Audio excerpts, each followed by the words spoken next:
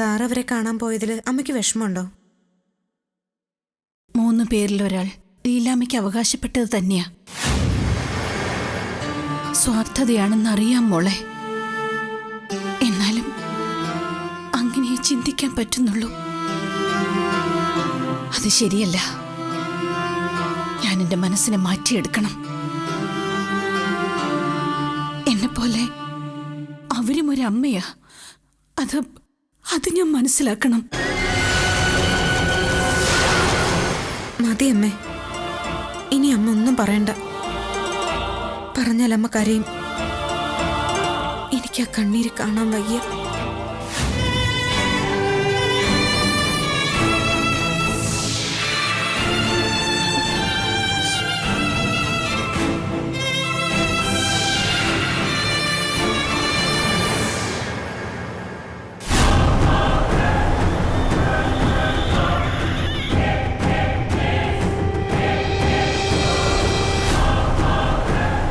ലീലാമ്മ അഴകത്തമ്മയ്ക്കെതിരെ ഉപയോഗിക്കാവുന്ന ഏറ്റവും മൂർച്ചയുള്ള ആയുധം അത് തന്നെയാ.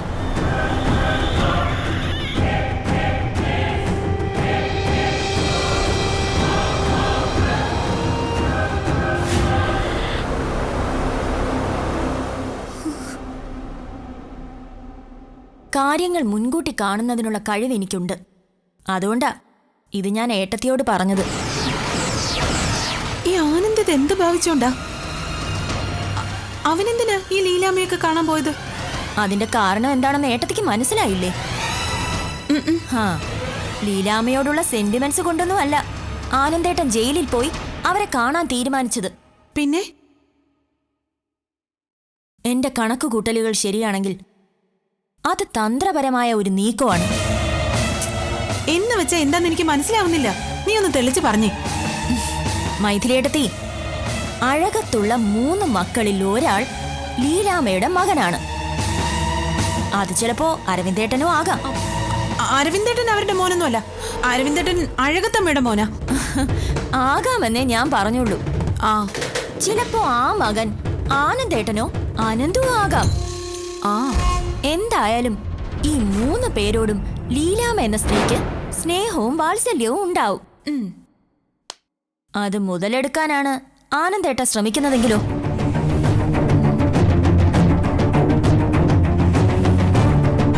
ലീലാമ്മ പറയുന്ന ആൾ ആരാണോ അതായിരിക്കുമല്ലോ ലീലാമ്മയുടെ മകൻ. അതുപോലെ തന്നെ ആരുടെ പേര് പറയണ്ടെന്നും ആരുടെ പേര് മാറ്റി പറയണമെന്നും ലീലാമ്മയ്ക്ക് തീരുമാനിക്കാം. ഇപ്പോ ആനന്ദേട്ടനാണ് അവരുടെ യഥാർത്ഥ മകനെന്ന് വെക്കുക. പക്ഷെ ആനന്ദേട്ടൻ കാല് പിടിച്ച് കരഞ്ഞാ ചിലപ്പോ ലീലാമ്മയുടെ മനസ്സലിഞ്ഞേക്കാം. അങ്ങനെ സംഭവിച്ച അരവിന്ദേട്ടനോ അനന്തുവോ ബലിയാടാവും.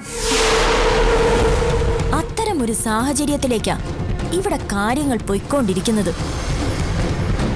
നമ്മൾ സൂക്ഷിച്ചില്ലെങ്കിൽ അഴകത്തമ്മയുടെ അല്ല ലീലാമ്മയുടെ മരുമകൾ എന്ന മേൽവിലാസം ആയിരിക്കും നമ്മളിൽ ഒരാൾക്ക് ചാർത്തി കിട്ടാൻ പോകുന്നത്. അയ്യേ, അത് വേണോ?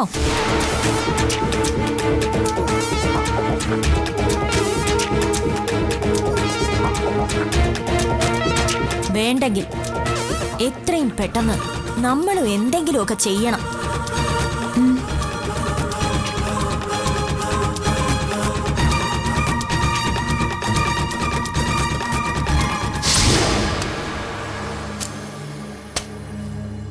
ചേച്ചി, ആരാ ചേച്ചി തിരക്കി വന്നത്? എന്റെ മോനാ. മോനോ? അതെ, അഴകത്തമ്മയുടെ മക്കള് എൻ്റെ മക്കളാ. അവരങ്ങനെ കാണുമ്പം ഞാനും ആ 3 കുഞ്ഞുങ്ങളെയും എൻ്റെ മക്കളായിട്ട് തന്നെ കാണണം. കാണുന്നോണ്ട് കുഴപ്പമൊന്നുമില്ല. പക്ഷെ അവര് 3 പേരും എന്നും അഴകത്തമ്മയുടെ മക്കളായിട്ട് തന്നെ ജീവിക്കാതിരുന്നാ മതി.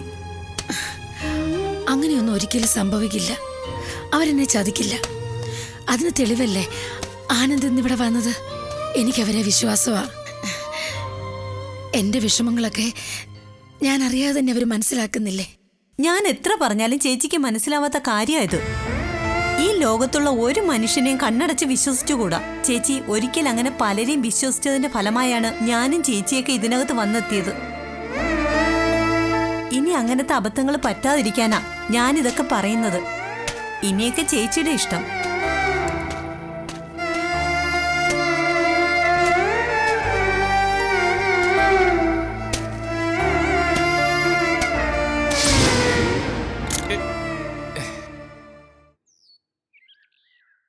ആ ആളിയ എൻ്റെ സെൽഫി ഫേസ്ബുക്കിൽ പ്രൊഫൈൽ ഫോട്ടോ അപ്ലോഡ് ചെയ്യാനാ. എങ്ങനെയുള്ള കൊള്ളാമോ? പോടാ കൊരങ്ങ. രുക്മിണി, അഭിരാമി ഡോക്ടർ തളർന്നു കിടക്കാന്നാ കേട്ടത്. അതെയോ? ഏതായാലും അത് നന്നായി. നന്നായെന്നോ?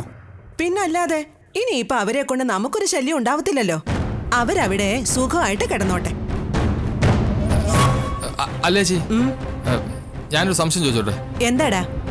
ഇനിയിപ്പോ നമുക്ക് അവര് തന്ന 10 ലക്ഷം രൂപയ്ക്ക് യാതൊരു കണക്കും ഉണ്ടാവില്ല അല്ലേ ചേച്ചി? പിന്നല്ലാതെ അവര് നമുക്ക് പണം തന്നു കാര്യം മറ്റാരെ അറിയിക്കാൻ വഴിയില്ലല്ലോ. അപ്പൊ നമുക്ക് വെറുതെ ഒരു 10 ലക്ഷം രൂപ കിട്ടി.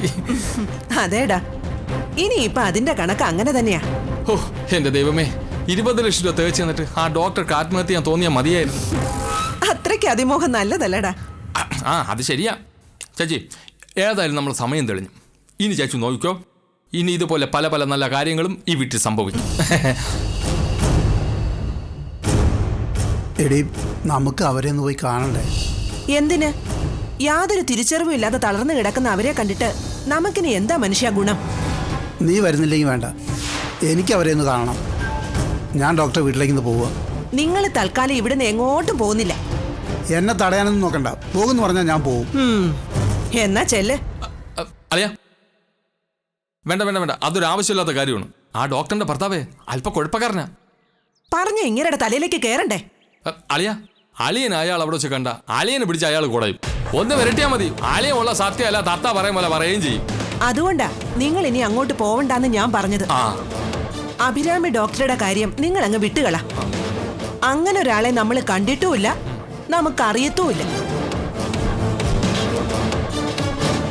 നമുക്കാകെ അറിയാവുന്നത് അഴകത്തമ്മയെ മാത്രമേ ഉള്ളൂ. അങ്ങനെ അങ്ങ് വിചാരിക്കേ. അളിയ അതാ അതിന്റെ ശരി. അഭിരാമി ഡോക്ടറും അവര് തന്ന 10 ലക്ഷം രൂപയ്ക്ക് ഇനി വെറും പഴങ്കഥ മാത്രം. അതതിന്റെ വിധിയാണെന്ന് അളിയ വിചാരിച്ചാൽ മതി. ഒരളിയ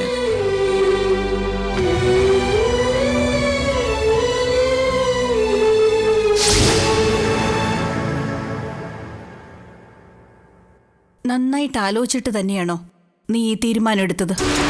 അതെ അമ്മേ. ഇതിപ്പോ ആരുടെ ആഗ്രഹ? നിന്റെയോ അതോ അവളുടെയോ?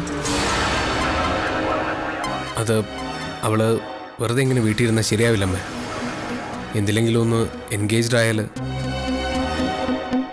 നമ്മുടെ ഏതെങ്കിലും ഒരു കമ്പനിയിൽ ഒരു പോസ്റ്റ് കൊടുത്താൽ അവൾക്കതൊരു ചേഞ്ച് ആവും.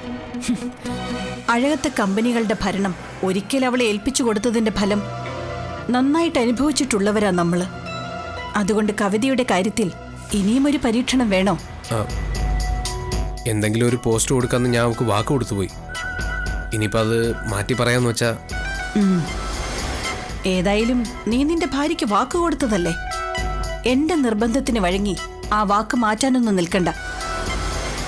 പക്ഷെ ബാലാമണിയോട് സംസാരിച്ചിട്ടേ എനിക്കൊരു തീരുമാനം എടുക്കാൻ പറ്റൂ. അമ്മ എങ്ങനെയെങ്കിലും ബാലാമണിയുടെ അടുത്ത് പറഞ്ഞ് അതിന് സമ്മതിപ്പിക്കണം. അമ്മ നിർബന്ധം പറഞ്ഞാൽ പിന്നെ അവൾ എതിർക്കില്ല. ശരി, ഞാനൊന്ന് ആലോചിക്കട്ടെ.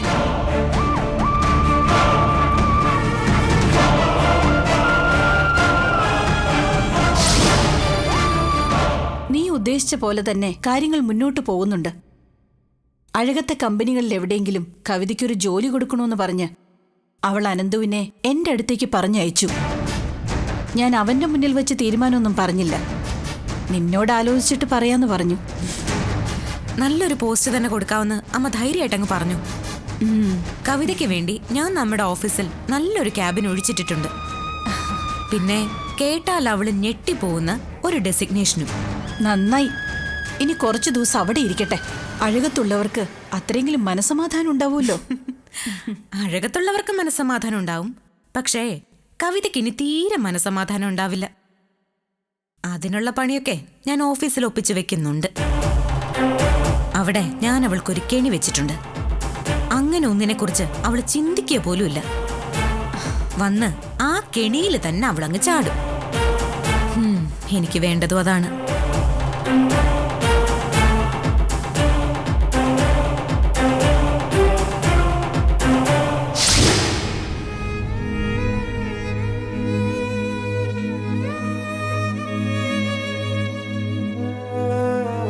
ഞാൻ എൻ്റെ നാട് വരെ ഒന്ന് പോവാ.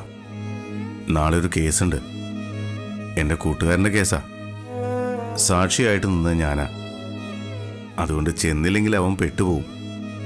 നീ ഇതൊക്കെ ആരോടാ സഹദേവ പറയുന്നത്? ഇവൾക്ക് നീ പറയുന്നത് എന്തെങ്കിലും മനസ്സിലാവുമോ? നമ്മൾ പറയുന്ന ഒക്കെ അഭിരാമിക്ക് മനസ്സിലാവുമേ. പക്ഷേ ഒന്നിനും പ്രതികരിക്കാൻ കഴിയില്ല എന്നേ ഉള്ളൂ. ഓരോ സമയദോഷം. അല്ലാതെ എന്താ ഇതിനൊക്കെ പറയാ? വിഷം കഴിച്ച് എത്രയോ പേര് ഒരു കുഴപ്പവും കൂടാതെ രക്ഷപ്പെടുന്നു. ഹാ, ഇനി അതൊക്കെ പറഞ്ഞിട്ട് എന്തിനാ? എന്നാ ശരിയമ്മേ. അല്ല, നീ ഇപ്പൊ തന്നെ ഇറങ്ങുവാണോ? വൈകുന്നേരത്തിന് മുമ്പ് എനിക്ക് നാട്ടിലെത്തണം. എന്നാലേ അവനെയും കൂട്ടി വക്കീലിനെ പോയി കാണാൻ പറ്റൂ. കാര്യങ്ങളൊക്കെ വിചാരിച്ച പോലെ നടക്കുകയാണെങ്കിൽ നാളെ തന്നെ ഇങ്ങ് പോരാം. അല്ലെങ്കിൽ 2 ദിവസം കഴിയും. നീ എന്തായാലും പോകുന്ന കാര്യം നടത്തിയിട്ട് വാ. പിന്നെ ഗീതമ്മയെ കൂടെ കൊണ്ടുപോകാത്തത് നന്നായി. അഭിരാമിയുടെ കാര്യങ്ങൾ കൂടി എന്നെ കൊണ്ട് ഒറ്റയ്ക്ക് നോക്കാൻ പറ്റില്ല. ഇപ്പൊ ഗീതമ്മ കൂടി ഇവിടെ ഉള്ളത് എനിക്കൊരു വലിയ സഹായമാ.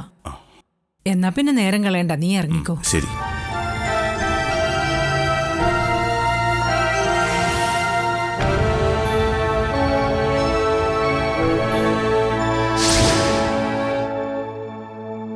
ഈ അമ്മ ഇത് എന്തൊക്കെയാ ചെയ്തു കൂട്ടുന്നേ? കാര്യം എന്താന്ന് പറ. അപ്പൊ നീ ഒന്നും അറിഞ്ഞില്ലേ? ഇല്ല. എടി അമ്മ, ആ കവിതയ്ക്ക് വീണ്ടും അഴകത്തെ ഓഫീസിൽ ജോലി കൊടുത്തിരിക്കുന്നു. ഇതിന്റെ വല്ല ആവശ്യം ഉണ്ടായിരുന്നോ? ഇനി അവൾ ആ പോസ്റ്റ് ഇരുന്ന് കട്ട് മുടിക്കും. അപ്പോഴേ അമ്മ പഠിക്കൂ. കവിതയുടെ കാര്യം ആലോചിച്ചേ അരവിന്ദേട്ടൻ ടെൻഷൻ ആവണ്ട. അത് ബാലാമണി നോക്കിക്കോളും. ആ ഉറപ്പുള്ളതുകൊണ്ടാണല്ലോ ഞാൻ ഇതിനൊക്കെ കൂട്ടുനിന്നത്. എന്ന് വെച്ചാ? അല്ല, എനിക്ക് മനസ്സിലായില്ല. നീ ഒന്ന് തെളിച്ചു പറയേ. എന്റെ അരവിന്ദേട്ടാ, അഴകത്തെ ഓഫീസിൽ ഏതെങ്കിലും ഒരു പോസ്റ്റ് മേടിക്കണോന്ന് പറഞ്ഞ് കവിതയെ പിരികേറ്റിയത് ഞാന്. അങ്ങനെ എന്തെങ്കിലും ചെയ്തില്ലെങ്കിലേ അവൾ 24 മണിക്കൂറും ഇവിടെ ഈ വീട്ടിൽ തന്നെ കാണും. അവളെ ഒന്ന് ഒഴിവാക്കി നിർത്താൻ ഏറ്റവും പറ്റിയ മാർഗം ഇതേ ഉണ്ടായിരുന്നുള്ളൂ. എടി, ഇതിന്റെയൊക്കെ ആവശ്യം എന്താണെന്ന് പറ. ആവശ്യമുണ്ട്. അരവിന്ദേട്ടൻ നാളെ തന്നെ ലീലാമ്മയെ പോയി കാണണം. ഞാൻ അവരെ പോയി കാണാനോ? എന്തിന്? അതൊന്നും ശരിയാവില്ല. പോയേ പറ്റത്തുള്ളൂ. ഇനി അവരെ കൊണ്ടേ അരവിന്ദേട്ടനെ രക്ഷിക്കാൻ പറ്റും. എന്നെ രക്ഷിക്കാനോ? അവരെങ്ങനെയാ എന്നെ രക്ഷിക്കുന്നത്? ദാനം കൊടുത്ത മകനെ അന്വേഷിച്ച് അഴകത്തേക്ക് വരരുതെന്ന് അരവിന്ദേട്ടൻ അവരുടെ കാല് പിടിച്ച് പറയണം. അവരുടെ മനസ്സലിഞ്ഞ ആ ശല്യം അതോടെ തീർന്നില്ലേ? പിന്നെ നമുക്ക് സ്വസ്ഥമായിട്ട് ഈ അഴകത്ത് താമസിക്കാം. ഞാൻ അവരെ കാണാൻ പോണോ? പോണം. എനിക്കും നമ്മുടെ കുഞ്ഞിനും വേണ്ടിയിട്ടാന്ന് വിചാരിച്ച അരവിന്ദേട്ടൻ പോവും.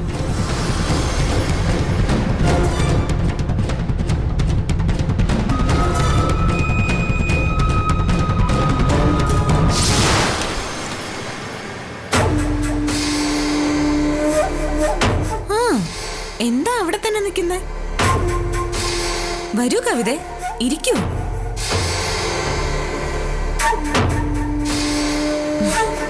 എന്താ കവിത ഇങ്ങനെ? എന്തെങ്ങനെ മിഴിച്ചു നിൽക്കുന്നേ? വരൂന്നേ.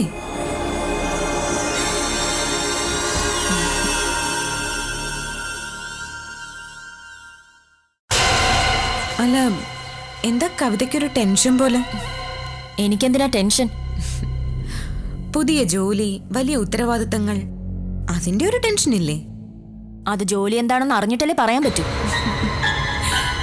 കവിതയ്ക്ക് വളരെ ഈസി ആയിട്ട് ചെയ്യാൻ പറ്റുന്ന ഒരു ജോലിയാണ് ഞാൻ തരാൻ പോകുന്നത്. വരൂ. എങ്ങോട്ട്? പറയാം, എന്റെ കൂടെ ഒന്ന് വാ.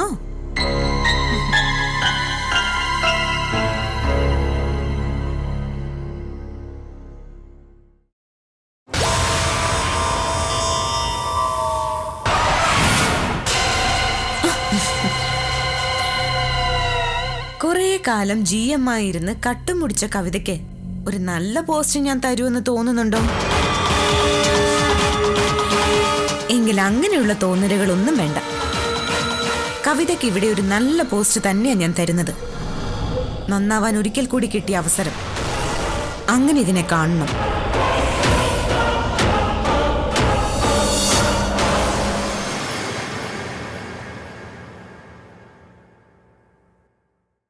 ദാ, ഇതാണ് കവിതയുടെ ക്യാബിൻ.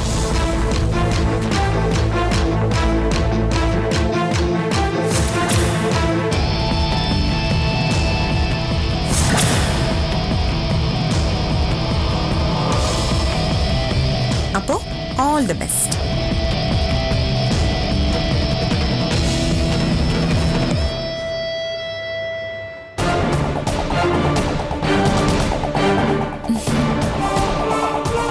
ബാലാമണി ഇത്രയും സെറ്റപ്പ് ഒക്കെ ഇവിടെ അറേഞ്ച് ചെയ്തിരുന്നോ? കൊള്ളാം, എനിക്കിഷ്ടപ്പെട്ടു.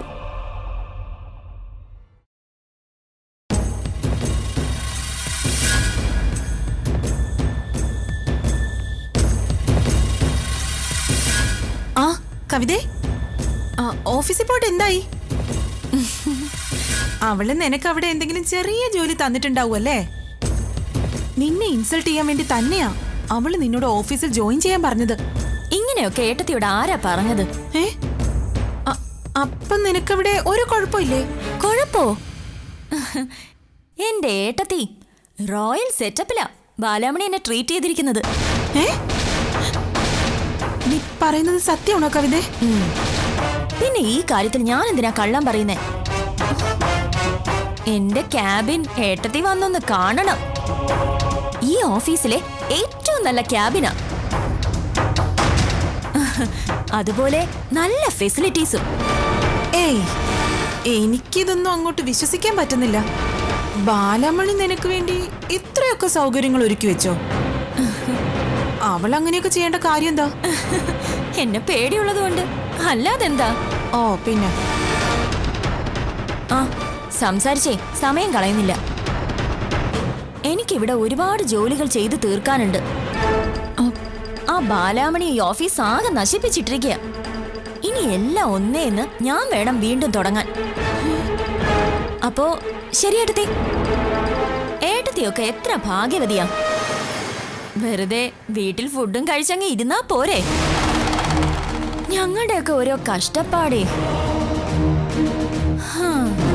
അല്ല ഞാൻ ഹലോ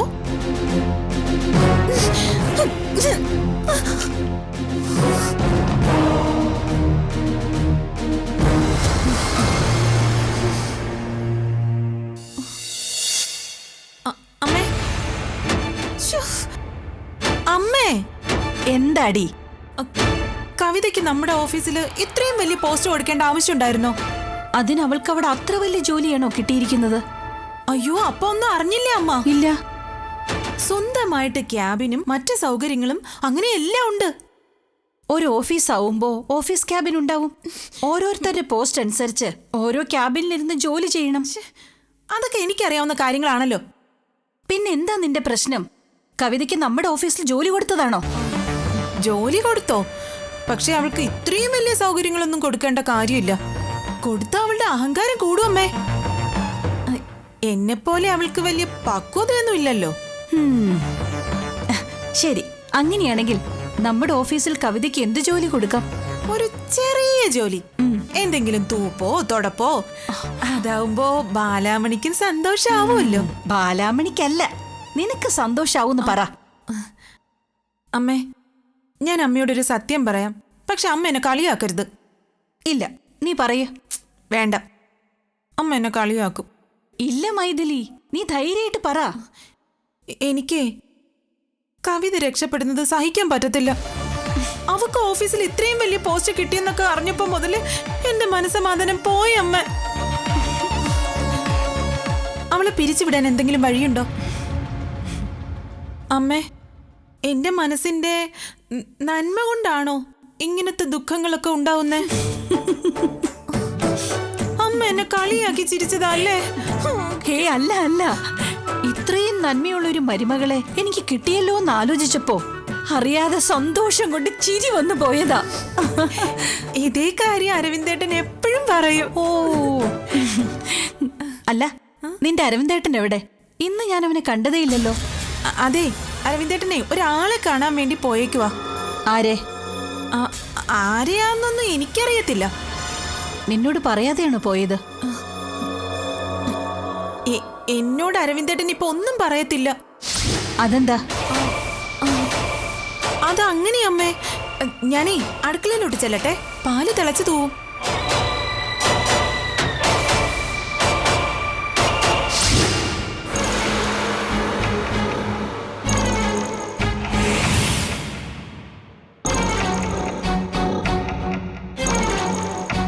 എന്നെ അറിയാലോ, ഞാൻ അരവിന്ദൻ, അഴകത്തമ്മയുടെ മൂത്ത മകൻ. പറയുന്നത് തെറ്റാണോന്ന് എനിക്കറിയില്ല. ഇങ്ങനെയൊക്കെ ഒരാളോട് പറയാമോന്നും അറിയില്ല.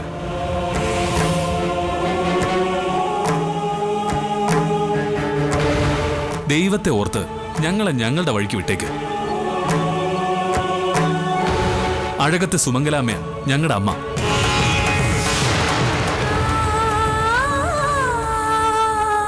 ആ അമ്മയുടെ മക്കളായിട്ട് ഞങ്ങൾ 3 പേരും വളർന്നത്. അമ്മയെ അനുസരിച്ച് അമ്മയ്ക്ക് വേണ്ടി ജീവിക്കുന്ന മക്കളാ ഞങ്ങള്.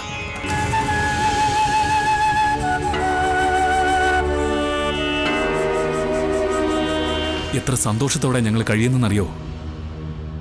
ആ സന്തോഷങ്ങളുടെ ഇടയിലേക്ക് നിങ്ങൾ എന്തിനാ വന്നത്?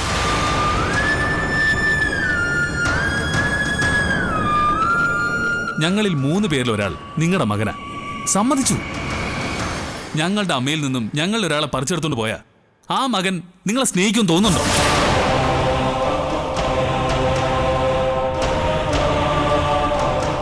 പിന്നെ ഞാനാണ് ആ മകനെങ്കിൽ നിങ്ങളെ സ്നേഹിക്കാൻ എനിക്ക് കഴിയില്ല.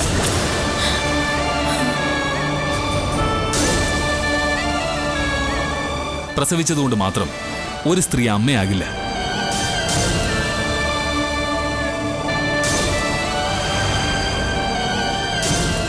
ഒരമ്മയുടെ അധികാരം ഞങ്ങളിൽ കാണിക്കാനുള്ള യാതൊരു യോഗ്യതയും നിങ്ങൾക്കില്ല.